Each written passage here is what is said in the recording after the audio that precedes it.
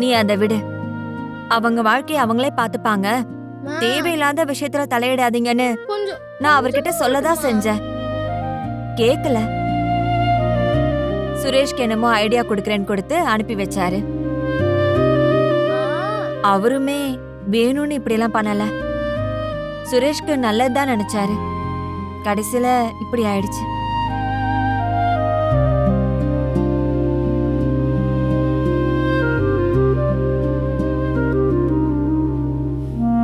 அம்மா எனக்கு போதுமா? கை கழுவு.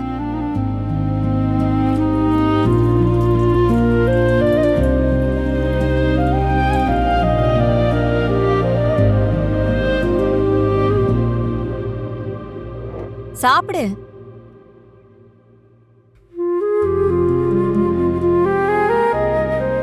நீ எப்பவுமே காஃபி குடிக்க மாட்டியா? டீ?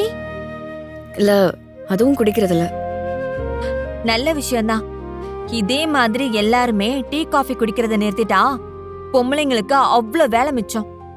என் புருஷனே ஒரு நாளைக்கு 10 டீ குடிப்பாரு. ரேவதின்னு கூப்பிட்ட அடுத்த நிமிஷமே நான் டீயோட போய் நிக்கணும். அவரெல்லாம் குழாய திறந்தா தண்ணி மாதிரி டீயும் வரும் நினைச்சிட்டு இருக்காரு.